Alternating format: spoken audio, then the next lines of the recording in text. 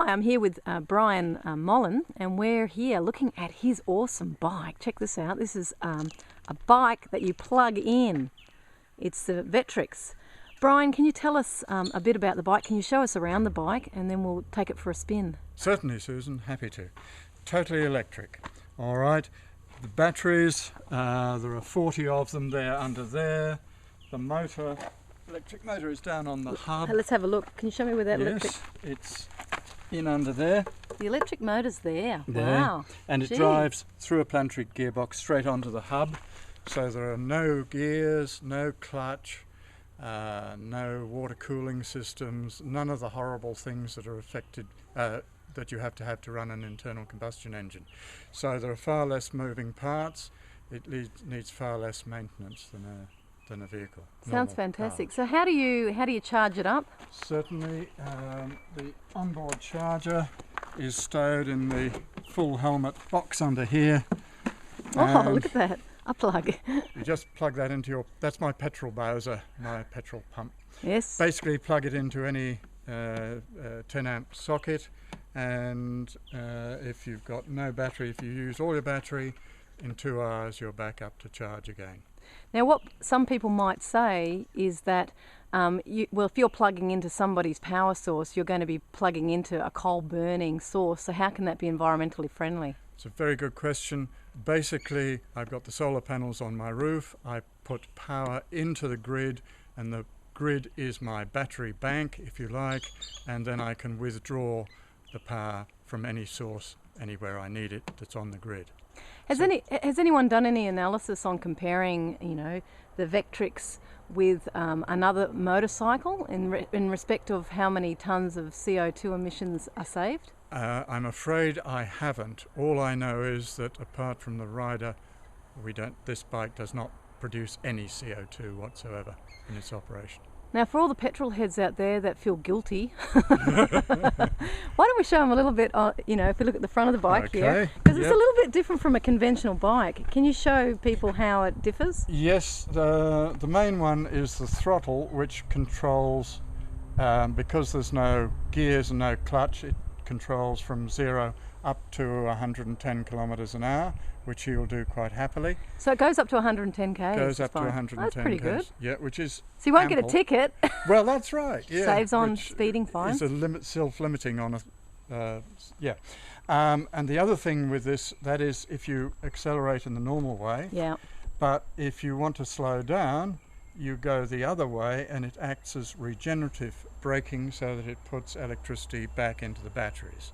Not a huge amount, but it's still better that energy is absorbed into the batteries than burnt off in brakes. All right. That's really interesting. The other thing is that when you're stationary, if you go the other way with the throttle, you have reverse, and not many motorbikes or scooters. So you can reverse on your bike? Yeah, you can reverse. The bike itself weighs about 200 kilograms, so it's quite handy to have that facility. Yep. I'll just have a quick look at the bike. For tight parking. Wow. You've got excellent Brembo disc brakes front and rear, so if you have to stop in a hurry you can, but most times I just stop on regenerative braking. Stop on regenerative braking, that's interesting.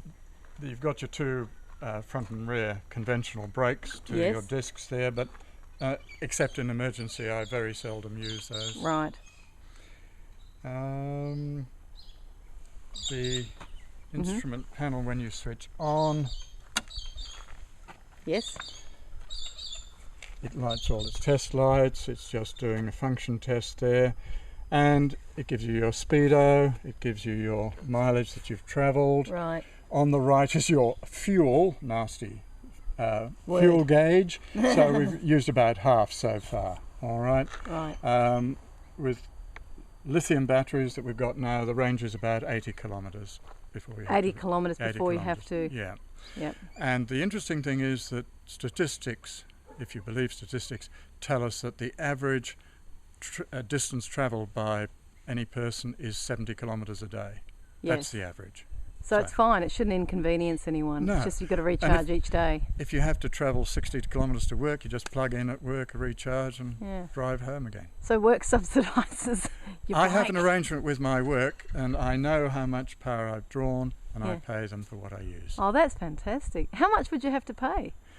about $5 a month at the Oh, most. that's got to be an argument for these bikes, isn't it? The money, people. Think of fuel prices. Look at the rising fuel prices.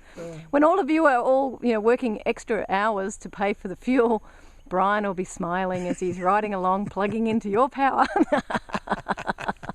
I put the power in from my solar panel. Yeah, he's doing the right thing. All right. Anything else that we need to know, or do you think we should take it for a spin? No, you've got a full size helmet storage or boot under there, which also has the charger and anything else you want to put in there. It's a comfortable passenger seat. Yeah, look at that, good for bottoms.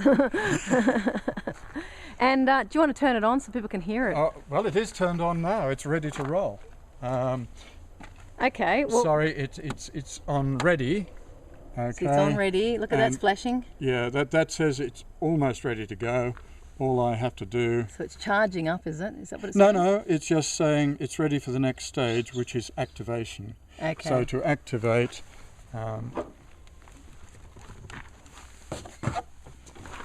This is how we activate. So now you've got go.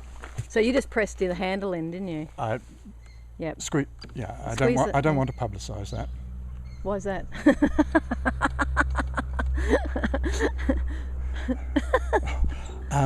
The less people who know how to operate these things, they don't take your bike then. Yeah. Is that your point? Because lighter scooters are being stolen on a regular basis.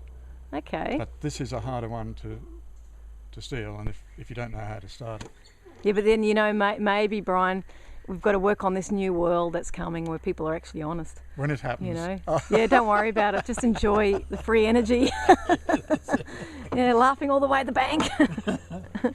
All right. Well, part of it is about the planet Earth and looking after planet Earth. Part of it is economics. Part of it is as a would-be retiree pensioner. Yeah.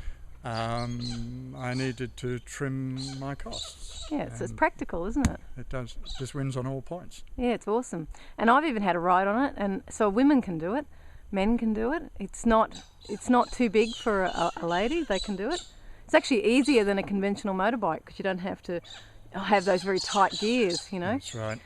It's equivalent of about a 400cc motorbike in case anybody wants to know Awesome, that. it's great. Okay, well, we'll stop there and then we'll have a ride. So the next part of this segment will be going for a ride on an electric bike. Yoo-hoo!